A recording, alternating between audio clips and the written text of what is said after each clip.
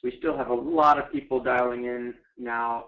I see we were expecting about 250 people on this webinar, so I'm just going to wait one more minute to let folks join.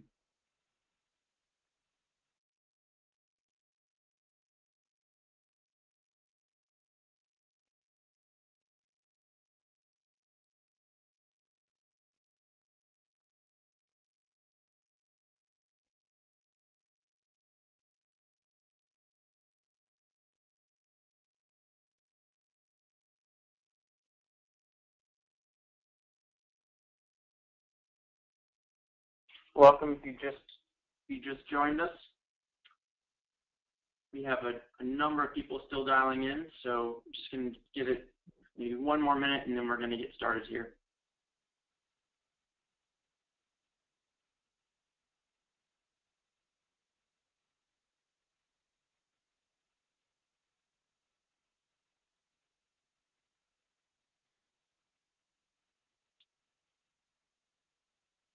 All right, thank you for joining this webinar about the Council's soon-to-be-released Guidance for Leadership in Sustainable Purchasing Program version 1.0 and the pilot program that will be launching alongside of it. As I mentioned, my name is Sam Hummel. The other speakers you'll be hearing from today are Jason Pearson, SPLC's Executive Director, and Christina Mackin, SPLC's Director of Programs. Today we're going to give you an overview of SPLC, the contents of the Guidance version 1.0 program, pilot program, and membership in the Council, which is a prerequisite for participation in the pilot program because membership dues are what have paid for the guidance development thus far and are what will pay for the staff time to support those piloting the guidance. And then we'll open the floor for discussion, so please submit your questions throughout the talk in the questions box on the right. Without any further ado, let me turn it over to you, Jason, to provide some context for those of us less familiar with the Council. Sam, thank you very much, and welcome everyone. And I just want to highlight one thing. We're going to go through quite a bit of content today, and in the event that we don't get your question asked, please do submit your question through the question box. Any questions that don't get answered during the time we have allotted today, we will make available answers to those questions either via email or on the website. So with that, let me provide you some context for the guidance and the pilot program that we'll be discussing today and talk a little bit about the Sustainable Purchasing Leadership Council. And I want to talk about that in terms of an opportunity. We assume that all of you have joined this call because you see sustainable purchasing as an opportunity for institutional purchasers to do things differently that they might have done before, and that this is an opportunity that will yield positive benefits for you and for society, for your organizations, for your communities, for the planet, for future generations. Not all of you may see this opportunity the same way, but we assume that you're interested in the SPLC and the guidance that we will be releasing in December because you see some type of opportunity here. If you add up all that opportunity that all of you and your organization see, it's a really big opportunity. By our estimates, institutional purchasers spend $10 trillion in the U.S. economy alone. And by institutional purchasers, I mean organizations that spend a lot on goods and services in order to provide services to individual consumers or citizens. That includes city, state, and local government purchasers, which collectively spend about $2.5 trillion. And it also includes other big service providers like hotels, restaurants, hospitals, universities, schools, banks, airlines, financial institutions. If you add up all the economic demand of these institutional purchasers, it is a significant demand signal in the economy. This economic demand literally shapes and even defines the market of available goods and services today and tomorrow. Fundamentally, the market is responding to the shape of this economic demand, responding to how institutional purchasers spend their money.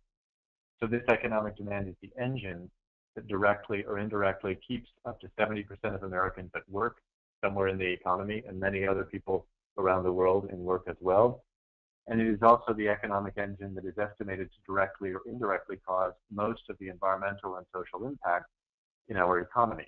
For example, we estimate that this economic demand, this $10 trillion in economic demand, is estimated to cause directly or indirectly 2/3 of the U.S.'s domestically generated CO2 equivalent greenhouse gas emissions. That's 10% of the global greenhouse gas emissions being emitted as a result of this economic demand. So this opportunity to shape the marketplace today and in the future is enhanced because there's a community of professionals like yourselves who are specifically tasked with managing institutional purchasing and its sustainability. Those of you who work for large institutional purchasers may be purchasing or procurement officers, or sustainability managers, facilities managers, food service directors, program managers, finance directors.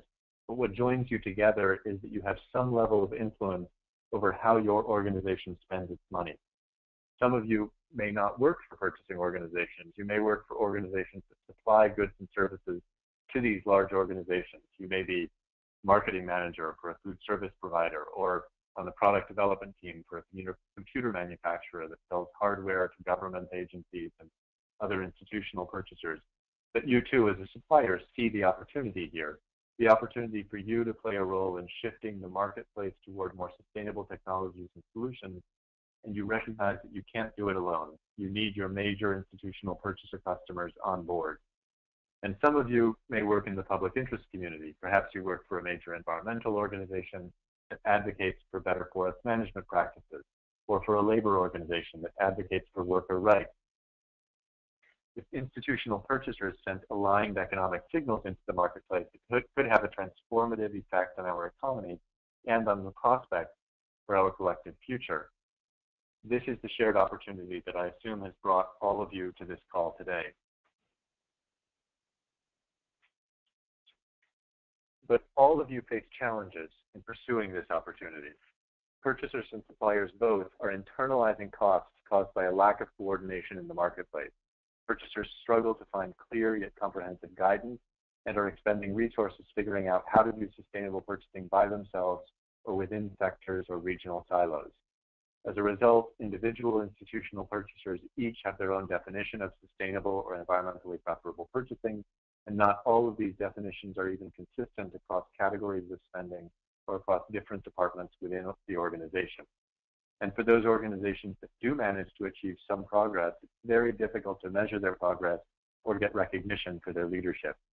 This challenge is intensified by the proliferation of eco-label standards, certifications, and supplier evaluation frameworks, not to mention the increasing number of different but similar surveys that suppliers are now receiving from their customers, asking them to report on the sustainability of their offerings, operations, and supply chain.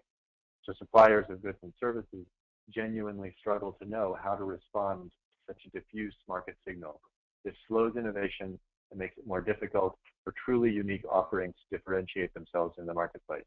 For those of us working in the public interest community, we find ourselves frustrated by the inertia that can then result. As we see it, the root challenge at the heart of these problems is a lack of standardization in how sustainable purchasing is defined, guided, measured, and rewarded. And so we are proposing a solution to this challenge in the form of the Sustainable Purchasing Leadership Council. The blue sky idea behind SPLC is to collaborate to launch a shared program for guiding, measuring, and recognizing leadership in sustainable purchasing, a program that is built collaboratively within a big tent, a tent that includes purchasers, suppliers, and public interest advocates alike, a program that provides detailed guidance for institutional purchasers on how to get started, in other words, how to enlist support, how to scope their activities, how to structure stakeholder engagement, and then how to run the process. That is, how to integrate sustainable purchasing into their existing procurement and management processes by engaging in an ongoing process, which is shown here and which we'll talk about in a moment. Looking forward to those organizations that make a serious commitment to seizing the opportunity for leadership that sustainable purchasing represents, SPLC will offer a rating system that enables organizations to be publicly recognized for their contributions to a collective positive future. Our model for this approach is the U.S. Green Building Council and their LEAD program. Because if you take a look at many of the barriers facing the green building movement in the early 90s, it's clear that many of the problems were shared by everyone in the marketplace, just like those problems that are facing the sustainable purchasing movement today. And if you look at how those problems got resolved, it's equally clear that a pivotal moment was the creation of an independent, multi-sector, multi-stakeholder organization USGBC, through which a shared guidance, measurement, and leadership recognition program, LEAD, could be credibly developed. We believe that creating a similar organization and program for institutional purchasing can bring similar benefits to the sustainable purchasing movement.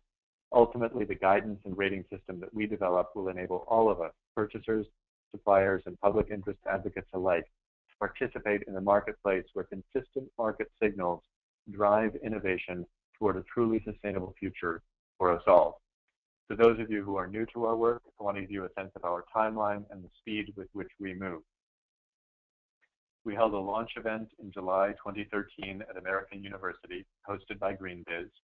We assembled a diverse founder circle of leadership organizations, each of whom share our vision for the shared opportunity of sustainable purchasing, and each of whom committed technical and/or financial resources to help launch the council.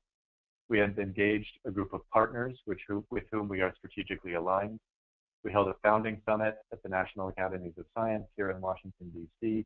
in August, where we laid out the ambitious work plan for the next 18 months.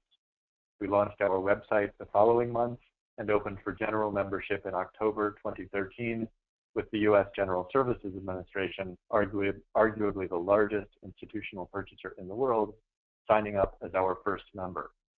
Today, we have 125 members representing well over $200 billion in institutional spend. Our first collaborative project with the membership was to develop a set of principles for leadership in sustainable purchasing, which we released in May. These principles provide the intellectual framework for the rest of our work, including the guidance that Sam and Christina will be describing in a moment.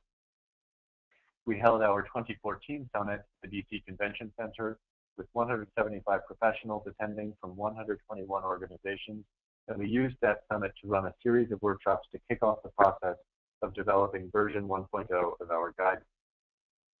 Many of the individuals who participated in those workshops became members of the Technical Advisory Committee and Purchasing Technical Advisory groups that have been working since then to help us create version 1 of the guidance.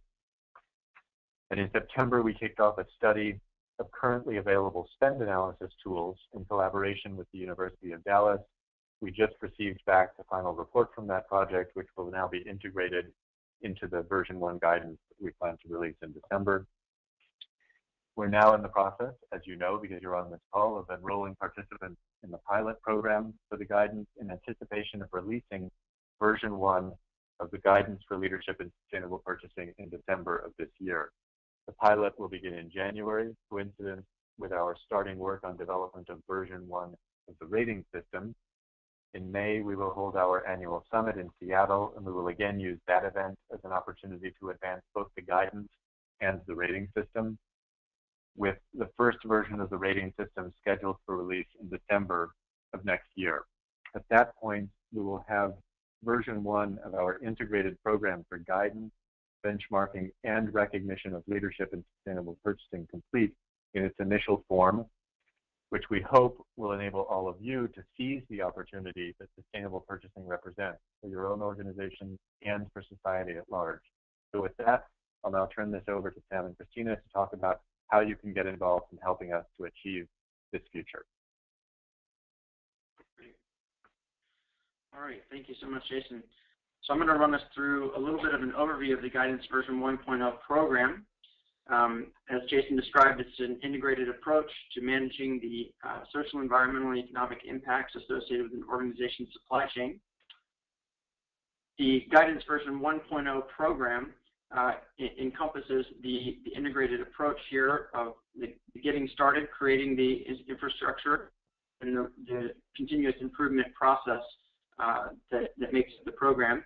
And then, as Jason said, there will be a system built on top of that coming in 2016. So that's what this will add up to, and this is how it fits into the guidance program, which is separate but related to that. So that you have a clear idea of what will be coming, I'm going to quickly walk you through what to expect from each chapter of the guidance program that you will be able to download and use at your organizations in the new year. So first of all, we've got 4 chapters that will be coming out now. The 5th one will come out when we have the rating system, and then some additional resources in the appendix. And the chapters correspond to the sections of the the process that I just described, and then the purchasing category guidance. So the first chapter, the preamble, has some perfunctory things, but it also has the explanation of the principles for leadership and sustainable purchasing that Jason mentioned earlier was the first consensus work product of the council, as well as some useful advice for you to help make the case for why your organization should use the guidance and how to use the guidance.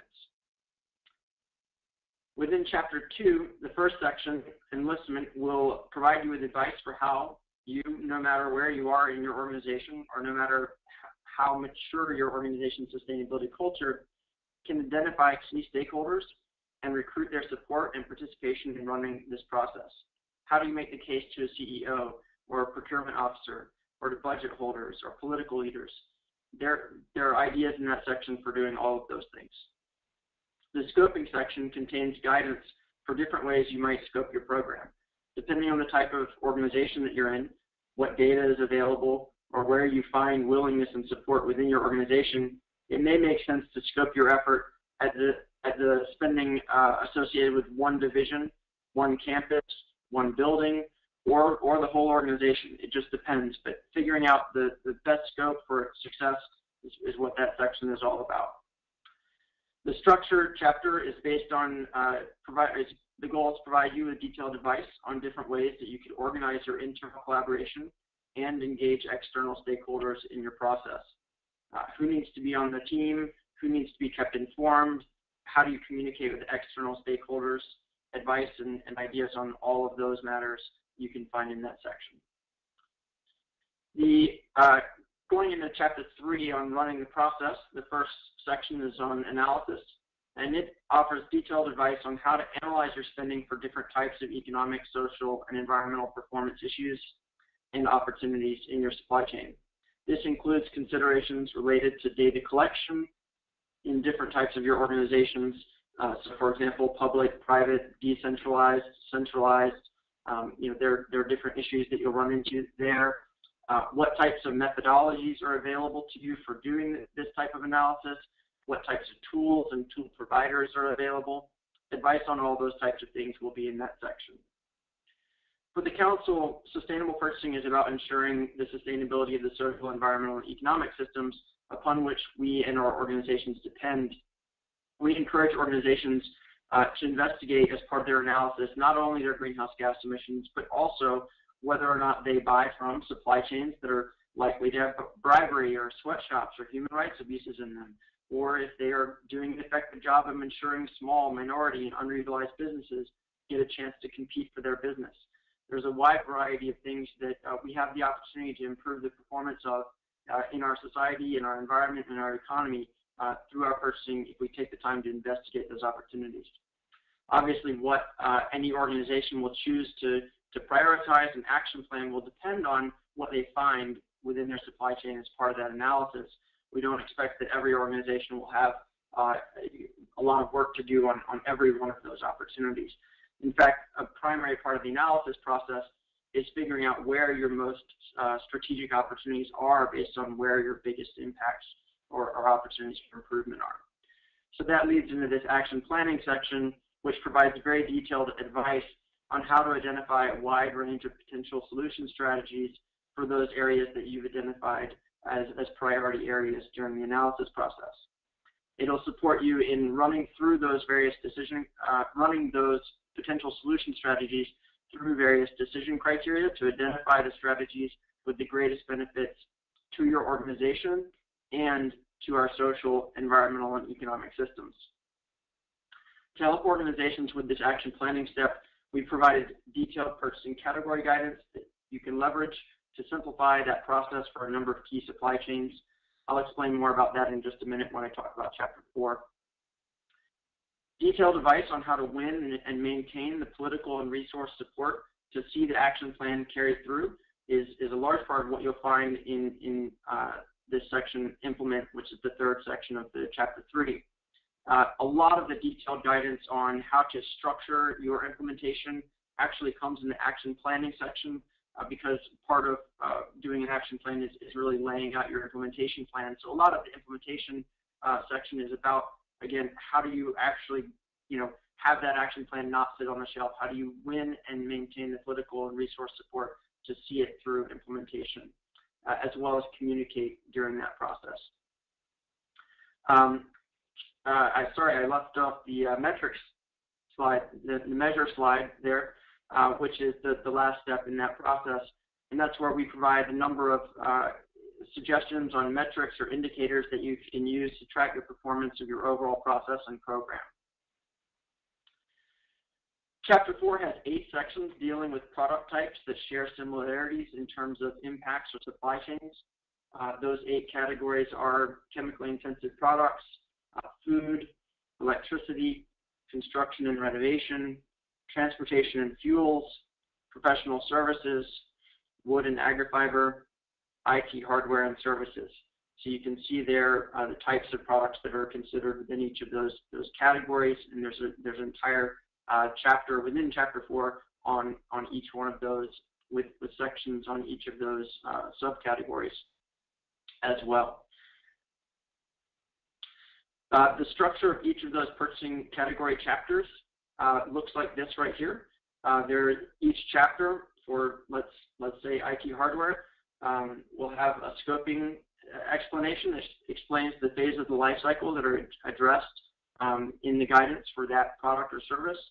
They'll have an executive summary that will give you the quick information you need about what are the major impacts, what are the top strategies for addressing them, and what are the benefits of acting on those impacts and using those strategies for your organization.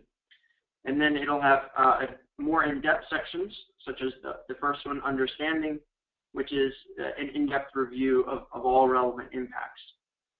Then even more detailed action and results section, which is an in-depth presentation of the various action strategies that could be taken and their benefits for the organization and to social, economic, and environmental systems. And so this, as you can see, is where during the action planning step, this would be very useful to be able to say, okay, I've identified a supply chain that I buy a lot from that has some impacts within it that we want to try and optimize our performance on, and let me see where I can get some ideas on how to do that. The section 5 will discuss obstacles to action and potential responses to those. 6 metrics that are recommended for tracking performance. 7 is indicators, which is when there isn't a quantitative metric. There may be some qualitative metrics that or indicators that you can use in their place. And then sample language, RFP, contract policy language, case studies, and then very importantly, the last section 10 there is outstanding issues. In this first pass of the guidance development in these purchasing categories, the goal has been among the purchaser, supplier, and public interest advocate representatives on the technical advisor groups, the goal has been to come to consensus on the areas or find the areas where there's consensus on what are the primary impacts and what are the biggest or most successful strategies for addressing those. Areas where consensus couldn't be achieved in the time period that we were working on, or where there's further investigation needed, will receive discussion in this section and will be part of what we'll want feedback on during the pilot program. And then finally, we'll point you to existing resources that your organization can utilize. So that's the outline for the guidance program and what you can expect to find in every chapter and in every section. Now I'm going to turn it over to Christina to tell you a little bit more about the pilot program. Christina, you're on mute, just in case. Thank you, Sam. I just realized that. Before we begin, there are a couple of questions that came in, so maybe it's worth pausing for a minute to take some of them. The first is from Lindsay, who had a question about different types of rating systems for different sectors. So similar to the way LEAD approaches it, where they have multiple different rating systems for multiple sectors, like new construction, schools, etc. And she asks whether we consider having a rating system for universities specifically. And I did provide an answer, but I want to make sure that everyone in the group saw it and heard it specifically. For now, I would think of how we would approach this, particularly in our guidance, closer to how LEAD approaches adaptations as opposed to separate rating systems. So in LEAD v4 specifically, they launched a number of adaptations for market sectors like data centers and hospitality projects, warehouses, and existing schools is another one, where really those programs are 85 to 90% exactly the same as their parent rating system, if you will. So new construction, for example, but there are some very specific places where some requirements in that case, or in our case, some guidance is quite a bit different. So, and that's very intentionally done to help that specific sector tailor what they're seeing to the nuances of their market. So I think how we are approaching it, our guidance, we have a section in each of our chapters as we go through that's called considerations. And we address, in many cases, considerations for, in particular, government, universities, corporate sector, to help them understand where there may be issues to think about in terms of if you are a highly centralized organization, if you're very decentralized, how your approach may need to shift in some of the issue areas. And so the model is similar in terms of the thought process, knowing that different markets, different organizational structures need different types of guidance. Exactly how that would look when we move into our rating system is still to be determined. But we do, within our guidance, have some nuanced information as appropriate for different sectors. One of the questions that we'll be asking that's very important as part of the pilot is where we are missing the opportunity to be more nuanced in particular markets or in particular organization types, so that our guidance can be as well-rounded and applicable to the widest variety of market types. So it will be very helpful if folks like you or folks in particular settings take a look or try to use our guidance in that way. So we'll save some questions for later on in the presentation. It looks like other questions are popping in, but I'll keep moving on the pilot.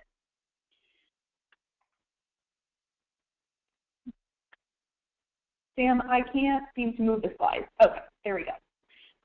So the first thing I want to go over in terms of the pilot program is simply why to participate.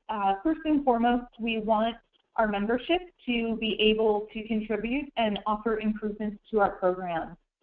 We have been working for the past number of months with around 90 volunteers to develop our guidance in a very expedited way to get to a set of recommendations that we will bring to our broader membership for their engagement and a much wider set of engagement, so that that feedback can come back and help those groups then refine our program for a version 2 and for a rating system that comes out at the end of the year. We have a number of benefits that come along with participating in the pilot program that include early access to education that we'll be developing, collaboration with other participants who are part of the pilot, obtaining assistance from SPLC and some of our technical advisory group members, as well as public acknowledgement for being a participant within the pilot. In terms of the timeline, beginning this month, The opt-in period is open. On December 18th, for those who have expressed interest in participating, we'll be hosting our orientation to get folks started, give them exact dates for education sessions and for listening sessions. At the beginning of January, we will make the Guidance 1.0 content available along with the rest of the program content that I'll talk about in a few minutes. You see the rest of the schedule then rolls out from there, including education sessions and feedback sessions launching that give us a number of different ways to collect feedback as well as give participants a way to fully understand the content and help them utilize it or review it to the best extent possible. As Jason mentioned, at our annual summit in May, we will have some workshops and education sessions dedicated to the pilot and lessons that we're learning. And in June of next year, we will release some of the primary lessons learned from the pilot process.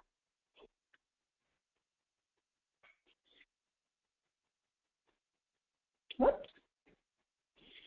So a common question we've been receiving is, are pilot participants individuals or organizations? You know, the answer is, the way we're thinking about it is, it's really entirely up to an organization. We're looking at it as an organization participates in a pilot, but whether or not it's just an individual reviewing some guidance and giving us feedback, or a couple of departments coming together and reviewing something or using some guidance and giving us feedback and participating in education, that is up to you. And we'll talk in a minute about the different participation types and the level of effort that would fall into different ways that we imagine that organizations might participate. And I think that will help to really answer that question. But we're seeing this as organizational members having some level of commitment to participating in the pilot at some level. So to start with purchasing organizations, we see this as a spectrum of somewhere between low and high levels of effort. And you'll see that this tracks pretty closely, very closely with the level of service that SPLC would be able to provide to those participants, as well as the level of recognition that we would be able to offer participants at the discretion of the participating organization. Meaning, if the organization does not want to be publicly recognized, we wouldn't do that. That is something that we offer. It's not something that an organization has to expect. So an example of, actually let me just go to the next slide. An example of a high level of effort would be a university receiving approval to conduct a spend analysis. Resulting from this, they're actually going to use Chapter 3 to assist them in preparing and conducting the spend analysis. So the team members who are doing that work are attending the education sessions. They're actively providing feedback within the community groups during the listening sessions. They provide thorough responses to the questions that SPLC is posing regarding the spend analysis section. Perhaps they submit a proposal for an education session at the annual summit. They're actively engaged throughout the duration of the program, and they're actively using a part of the guidance throughout the months of the pilot. In terms of a medium level of effort, an example of this would be, for example, a state government may have just completed the process of a plan for their procurement for 2015. So the members of the team that did that work may review chapters 2 and 3. And so perhaps they didn't use a cross-functional team, and maybe they weren't able to do a spend analysis. So they're looking at the guidance to reflect on how the content that we're providing in those chapters may have helped them do their jobs better. So maybe they attend some education sessions, they might not see value in being active in the community discussions, they maybe don't intend on joining the listening session. However, they do intend to answer the specific questions that are posed by the council targeting the chapters that they're reviewing.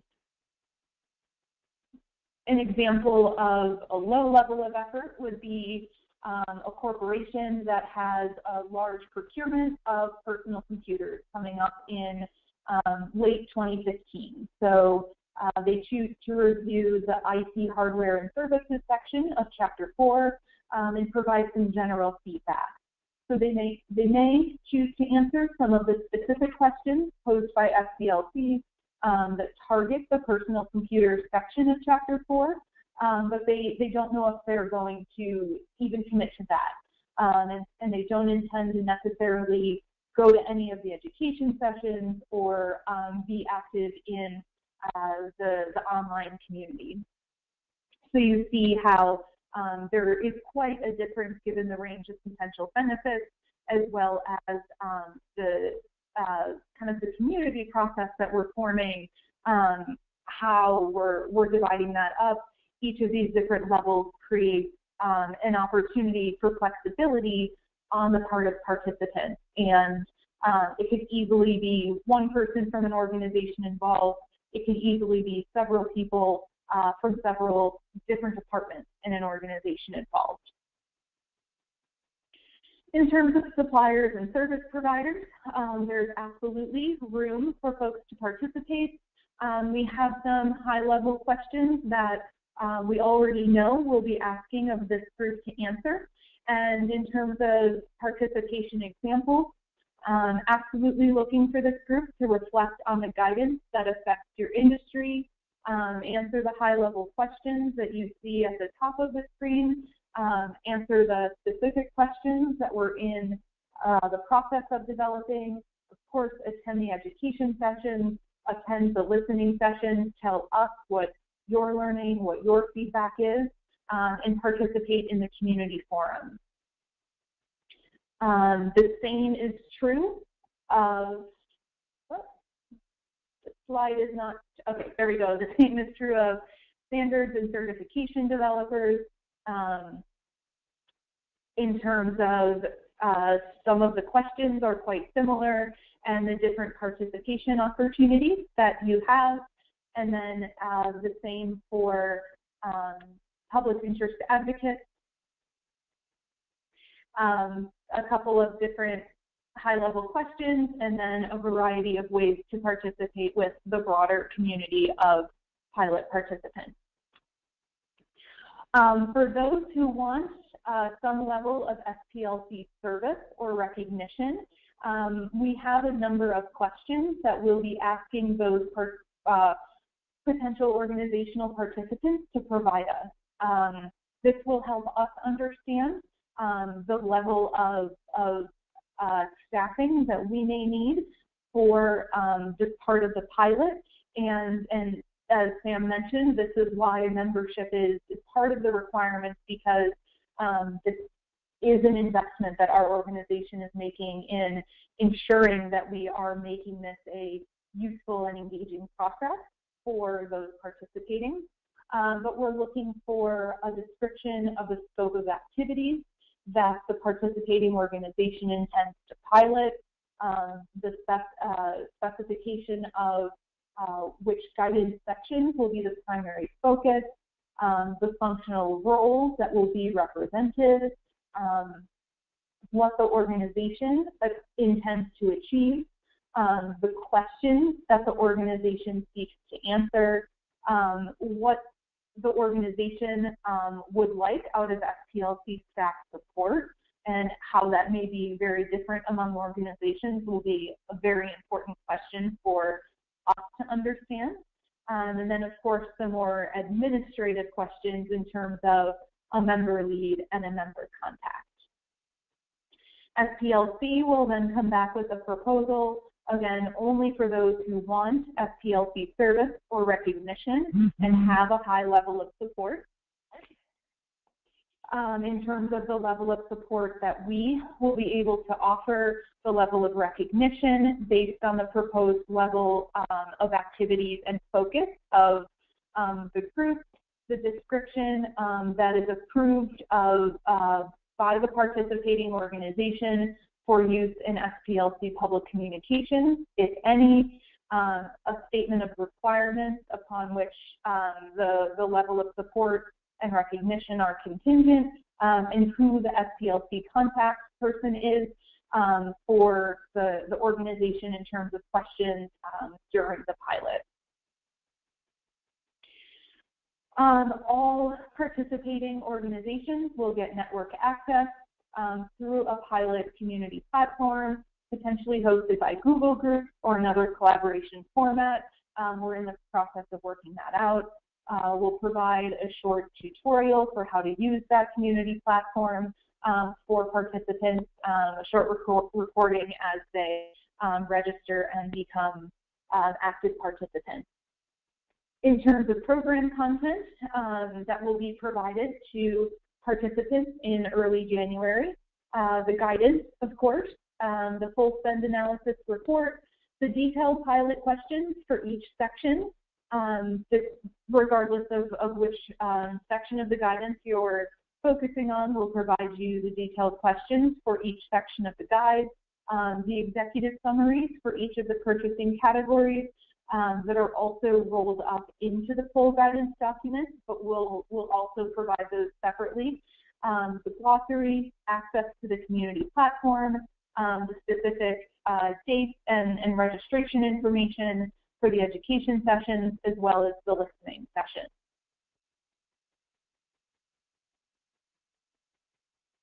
And finally, if you are interested in participating, go to sustainablepurchasing.org/pilot, look for that blue button about expressing interest, and we will be in touch.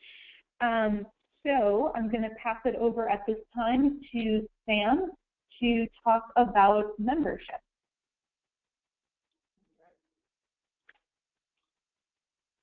All right. Thank you, Christina. So as I mentioned earlier, yep, membership is something that's important for participating in the pilot. As we have a somewhat unique membership structure, I'm going to answer several common questions about membership now. And for your future reference, please know that most of what I'm going to say is in writing on our website at sustainablepurchasing.org/membership. I'll also admit that because we're extremely busy with the guidance finalization process, my responsiveness on membership-related inquiries is not where I'd like it to be right now. So you and I will both be better off if you give this section a close listen and ask any questions now, or check out sustainablepurchasing.org/membership. Because SPLC members are organizations, individuals cannot join independent of an organization. Many people ask me to help them make the case for membership to their organization. Because previous success is usually the best guide, I conducted an informal poll of our founding members to find out how they had made the case to their organizations. And their responses shook out into the four categories highlighted here. For example, purchasers made the case that participating in SPLC represents an opportunity to be proactive and help shape the future rather than react to it, that they can avoid costs and risk associated with trying to figure out sustainable purchasing on their own, that they can add value by finding new and cost-effective solutions and earning recognition for their sustainable purchasing efforts, and that membership would give them access to a valuable network of peers and information. Suppliers made the case to their organizations that there's value in being at the table when purchasing guidance that's being developed for solutions they sell, that the council can help them cut through marketplace confusion to find and service sustainability-oriented purchasers better, that they could learn how to align their offerings with where leading purchasers are headed, and that they can build productive relationships via the council's member community. Public interest advocates made the case that the council is a high-leverage opportunity where a little bit of time and resources invested could lead to huge improvements in the impact areas that they work on trying to improve every day. that it can help them with the challenge of translating their scientific knowledge or their on-the-ground experience into procurement guidance and tools that purchasers can readily adopt, that their work would benefit from having powerful upstream allies in the form of large institutional purchasers, and that participating in the Council's community of practice is a great way to develop new insights and partnerships that can advance their mission. Understanding SPLC's governance structure and membership roles is one of the first steps to becoming a member. Every individual participating in the Council belongs to one of three roles. In the governance structure of the Council, the bylaws are written to ensure that each of these three roles has equal voice in any of the work of the Council that will result in a shared work product, such as our Guidance version 1.0 program. So this is a check and balance that ensures no one group can dominate the Council's decision-making. The purchaser role is appropriate for employees who have significant responsibility for guiding their organization's purchasing of goods and services. As you can see, practically any type of organization may have staff that could fit this role. Typically, people participating in this role hold jobs in procurement or in operations, facilities, and business administration. Importantly, employees participating in the purchaser role may not have revenue-generating responsibilities if their employer is a supplier to institutions. In other words, they can't be involved in developing, marketing, or selling solutions to institutions and also sit in the purchaser seat. This includes buyers purchasing products and services for resale to institutions. The supplier role is appropriate for employees with revenue-generating responsibilities related to the design, marketing, and provision of goods and services to institutional customers. Organizations most likely to be interested in this role include distributors, manufacturers, and service providers, including professional services such as consulting. The types of professionals most likely to be interested in this role include employees involved in product development, marketing, sales, and servicing customers. A couple things to note: professionals involved in some supplying services to institutions such as consultants should participate in the supplier role. Also, certifiers, standards developers, and labelers are considered suppliers because they offer assurance products and compete with one another for purchaser preference and market share. Finally, sustainability staff fit in this role if they have any responsibilities related to growing their organization's sales to institutional customers. The public interest advocate role is appropriate for employees of public interest advocacy organizations who do not have responsibilities related to promoting products or services, such as product certifications or standards. They also should have technical expertise related to the intersection of institutional purchasing and the aspects of the public interest for which their organization is an advocate. Examples of professionals that might participate in this role include nonprofit program staff, subject matter experts from government agencies or universities, and researchers and faculty at academic institutions. Recognizing the different perspectives and interests of these groups of staff, the Council has created membership roles whose benefits and dues are tailored to each group, but all members enjoy the following benefits: the opportunity to engage with thought leaders in the institutional purchasing profession and other stakeholders in the sustainable purchasing movement, the opportunity to participate in the technical development of the Council's programs, access to member-only resources and expert communities of practice, member discounts on registration for events and trainings, public recognition for their participation in SPLC, the opportunity to share their thought leadership through SPLC communication platforms, and eligibility for the SPLC Awards Program. Additional member benefits are tailored to the membership roles. Purchasers are eligible for purchaser representative seats on Council decision-making bodies and may vote in the election of the 3 purchaser representatives to the board. They also will have access to purchaser-focused spaces in which they can get assistance on their current work, such as crafting an RFP, without unfairly advantaging any supplier. Purchasers will also be able to take advantage of product and service discounts offered by supplier members. For example, they have a discount on attending a training or conference. Members with the supplier role will be eligible for supplier representative seats on the Council decision-making bodies. Supplier representative seats are unique because they enable companies that supply a given product to participate on a technical advisory group developing guidance for that product. Purchasers from supplier companies may not sit on tags developing guidance for products supplied by their own company, as that would be a conflict of interest. members in the supplier role may vote in the election of the 3 supplier representatives on the board. They also are the only members eligible to sponsor SPLC activities, exhibit at the annual meeting, or advertise products and services within the council. They may also offer product discounts to purchaser members.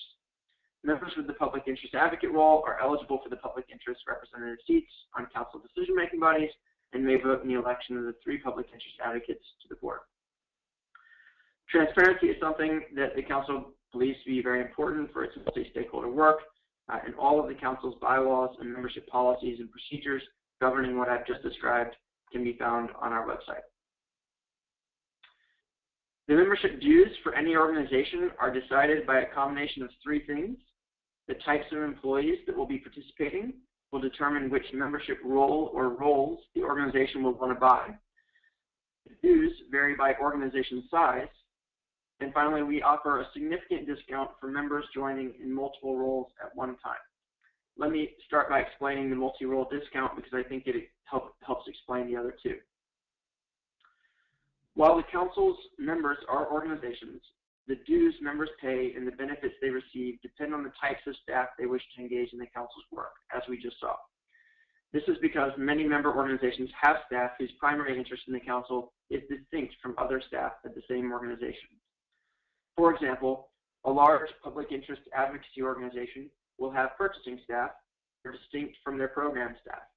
The purchasing staff may want to benefit from the council's guidance and purchasing community of practice, while the program staff may want to advocate for the public interest within SPLC forums. That was the case for the World Wildlife Fund, and thanks to the multi-role discount, they saved 40% on the highest dues role when they joined.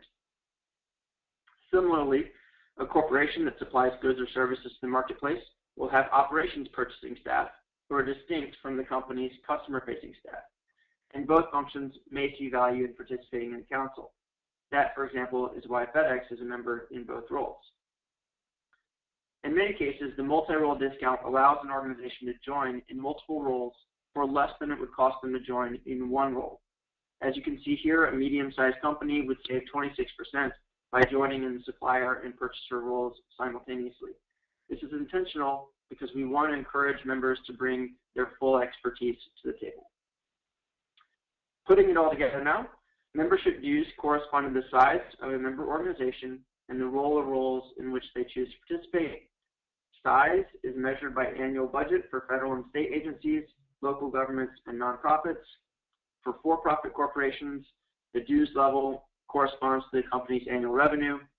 Companies filing separate tax returns are separate for membership purposes. Subsidiaries that do not file separate tax returns may not join separately from their parent company. All right, so what's the deadline for membership for participating in the pilot? Well, it's as late as March.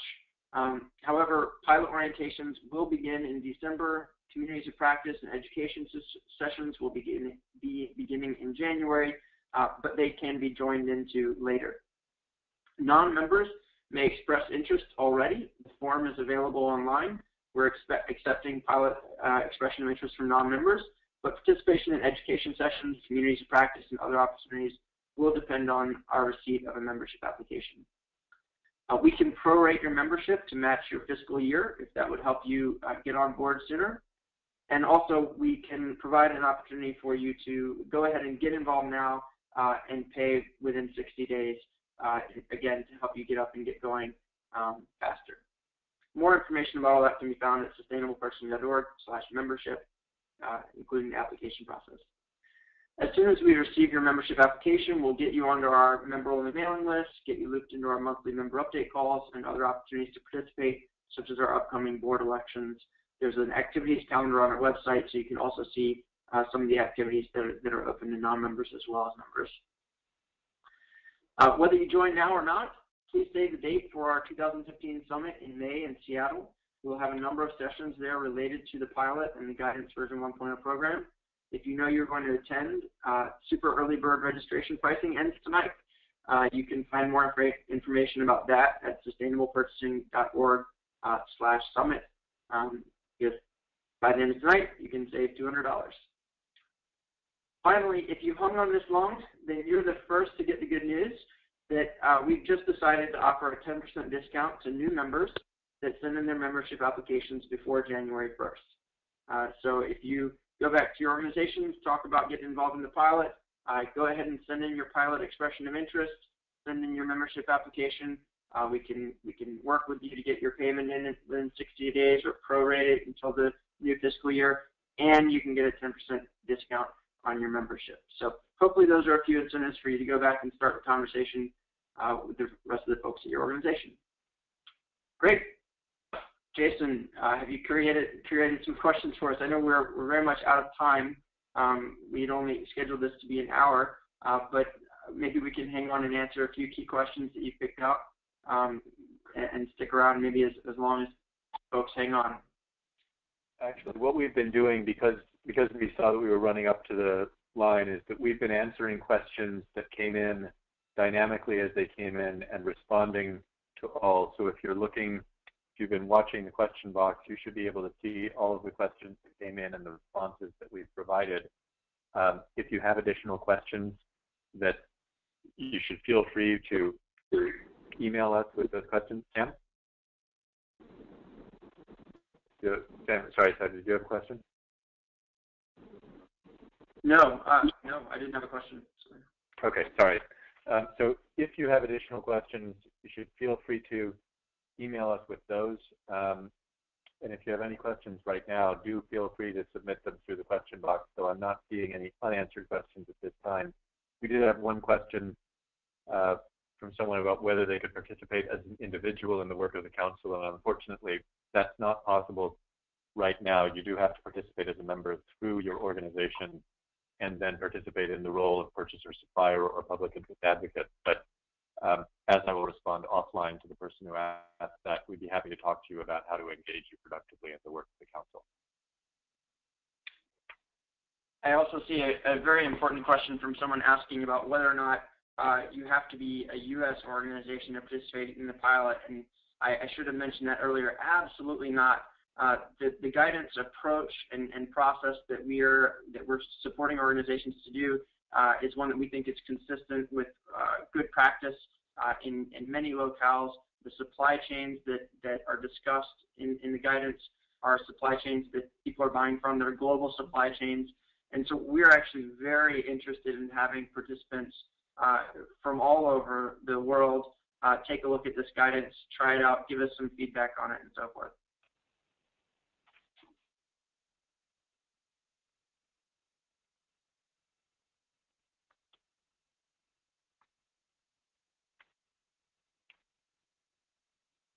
I'm not seeing other questions coming in, and I do want to make sure to thank everyone for taking time out of their days to participate in this webinar, to ask good questions, and we do hope that some of you will become involved in the pilot and become involved in the work of the council and join with us in seizing what we see as a huge opportunity to make a positive difference in the world. So thank you very much for spending time with us today.